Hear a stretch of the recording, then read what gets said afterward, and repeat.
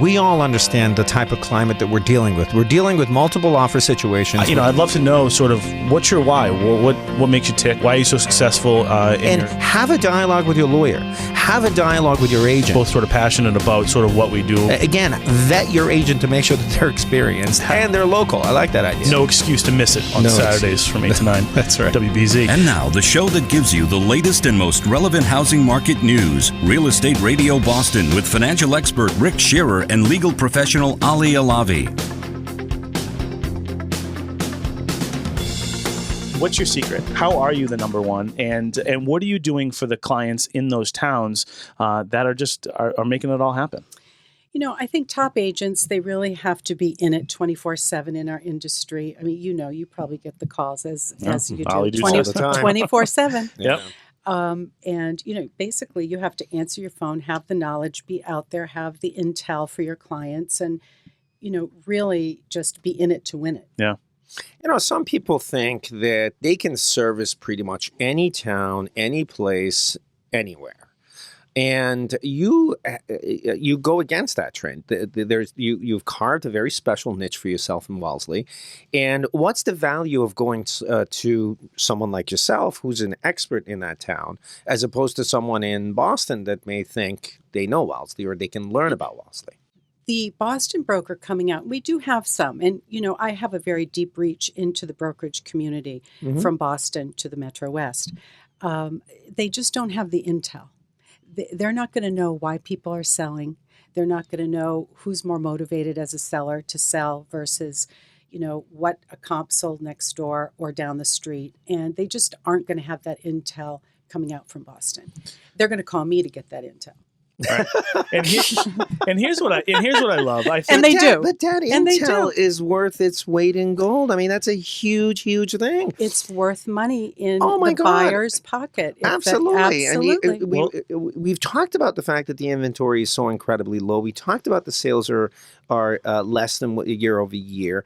But that intel is the game changer between someone being able to get that property versus not. Well, when a broker owner is one of the top listing agents in the area, as people know, we talk about this all the time. There's a process to get your house ready for the market. So if buyers are looking to work with a buyer agent, you really want to align yourself with who's listing all the property, because they have a heads up on what's coming to the market. So if you're looking for a 4-bedroom, 3-bath on a quiet cul-de-sac street in this price point, there's a good chance that you might know of something coming up prior to hitting the market. Is that fair to say? Absolutely. Usually I'm called in, and we do have that knowledge ahead of time that this may be coming on, whether you're listing it or not. Even, they could be listing with their cousin Susie, but they want a second opinion, so they'll call somebody else in, right. and I oftentimes get those calls. How realistic are sellers' expectations in today's market, and are you always fighting that? Well, our area... Loaded question. Yeah, it is. Our area, it has actually gathered some inventory over the last few months. The first part of the year, we had a lack of inventory, multiple offers, and things were just kind of steamrolling. And then about 2 months ago, things kind of started to slow down. We started gathering inventory. Even though we sold 10 houses, 10 more houses came back on. Great. So right now, it's an awesome opportunity for a buyer to buy. I think the reason Natick is perhaps so hot is because it does appeal to a much broader spectrum of buyers. Don't you agree? Correct. Even in Natick Village and the Green over there, you can get properties for under $300,000. And my wife works at Liberty Mutual. She takes the commuter rail every day. The express train from West Natick to Back Bay, 25 minutes. Yeah. So you have a lot of people that are settling in there and buying the condos. And, it's hard to get in anywhere these days for under $300,000. And I want to say, as far as the Natick market, I mean, I think because you've got that Natick Mall and you've got that commercial influence, you've got, real estate taxes are on the lower end, I think, of the spectrum. And you got the schools. They just built some brand new schools. Everybody's throwing around laptops. I mean, they have, iPads. And so technology is there, too. So I think it's a great alternative to get into some luxury and have some beautiful streets. I mean, just going down, some of the ways I take the road home. Yeah, I mean, I'll be honest with you. I mean, I've had many discussions with my wife, Gina. I mean, and we live in Hopkinton. My office, the one that I work out of, is Boston. We have a Milford office as well, but I'm out of the Boston office. And we always talk about how convenient Natick is because it literally sits in the middle, much like actually Weston and Wellesley and those towns as well. But it sits in the middle, but it's very accessible. Yeah. I mean, you look at the Mass Pike and how easily you can get in and out of the place. I can get anywhere in a half an hour. I made it here today in a half hour. You got Route 9, you got 27, 135, Mass Pike. Name a store, we got it. We got a Lowe's, we got a Home Depot. Right. Now that accessibility and that diversity of inventory is obviously very appealing to first-time home buyers. Correct. What are some of the challenges that you're faced with? What are some of the unique approaches that you have dealing with first-time home buyers? A lot of the first-time home buyers out there now, they've been looking for over a year, maybe 2 years. Frustrated. They've lost out on multiple offers. I myself lost out on a property I offered 12.5% over list and still didn't get it. The person waived the mortgage contingency. I like to play fast and loose, but not with my own money. Right. And, so I think the one thing that I've been offering is an alternative to, as much as I love Natick and I support it, it's hard to get people in there and I want to sell them a property. So good alternatives have been Holliston. Hopkinton, they come out that way. I just sold a property in Maynard. You put that house in Natick and it's $700,000 and they got it for under $5 million. So you're suggesting that there are other alternative towns for someone who may be a first-time home buyer that's frustrated, that's been outbid by the pool of buyers that are out there. There are other towns that are available to them. Correct. Framingham's, awesome. There's a lot of great opportunity in Framingham, too. One of the things you mentioned was that this particular example that you were sharing with us, 12.5% over ask, and the buyer was contemplating or did contemplate waiving their mortgage contingency, fast and loose, but not with your own money, you mentioned.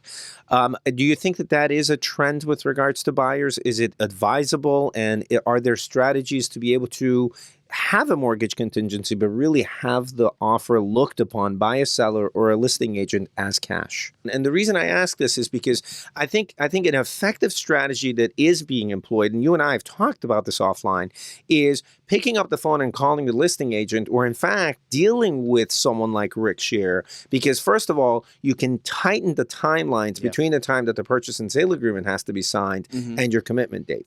What are the trends? I mean, bedroom community automatically, I hear a bedroom community and it may sound offensive, but I automatically think it's boring. Yes. So what do they have for amenities? What's available? I mean, I don't want the listener to think of a bedroom community that they don't have options for. They're wonderful restaurants. There's a lot of stuff happening, right? Yeah, exactly. And I say that because that's what the stigma is. Sure. But it has changed. And Rick and I were talking before the show about Wegmans grocery store. Yeah. Right. In Northborough, Mass. And a few years ago, people said, Wegmans is opening. And, Rick's wife was from the Ithaca area in New York, and she was excited. And why I say that is just that little grocery store, right? Northborough hadn't had one for 15 years. Right. Now it brings in other commercial industries, Anthony's Pizza, TJ Maxx, BJ's, etc. And it's really turned into a hub where at 5 o'clock, people don't just go home now. Now you see them out and about. It's great. Yeah, I mean, literally, I took my son there. We spent 4 hours in that complex. We hit up Starbucks. And we drove up. We went to Wegmans for lunch. Then we went over to BJ's and got a bunch of stuff. And we went and looked at golf stuff over at Golfsmith. So, exactly. What a great spot. One of the other neighborhoods and towns that you specialize in is Shrewsbury, and I think Shrewsbury is a great community. I think there's a lot there, like we talked about, as far as Natick goes, there's a lot there for a lot of different people. The school systems are phenomenal. They've got some niche school systems as well. Is there value there? Yes. My wife and I actually built a house in Shrewsbury last year, and it was a big step for me because I grew up in Northborough, the neighboring town. So we were always competing against Shrewsbury. But that being said, if we get to numbers, the tax rate is $13 per thousand, where Westboro, Hopkinton around $17 per thousand. Right. And what I love is, not till you become a taxpayer in the town do you realize we have this thing called Selco, Shrewsbury Electric Cable. And, cable rates 30% less. Electrical is about 20% less. All these little things, because we have They all add up. They all add up. We have a lot of homes in town, which helps lower the tax rate. We have a brand new library. We had an override last year, but it went from it was minimal from a tax basis standpoint. We have Whole Foods coming in the next 2 years with a Starbucks abutting it, Burton's Grill, and it's really nice. A nice place to live, great value. Tony, what are the trends? We when we were talking about earlier to Debbie, and then we talked to Lon, and we talked about the fact that obviously the Natics of the world have a very diverse offering of inventory. Wellesley, not so much. It's mostly influenced with single-family homes, but sort of peppered with condo complexes, but not as much. And there's a need there. What about Shrewsbury? I mean, is there sort of a diverse offering of inventory? Yes, there is. Primarily the single-family, 4-bedroom, 2.5-bath colonial in 500,000-600,000. There are some townhomes, and what I'm seeing right now with, say, inventory, we're in a shortage just like everybody else. I do feel you again the show, Ali, with we're down 6% overall in sales, and I think we actually peaked last year. I do feel strength throughout the year coming. But, buyers will have a chance after the 4th, I think, to take advantage, and more inventory will come on. Where we typically see a slowdown around July 4th, I do think it's going to flood the market a little bit.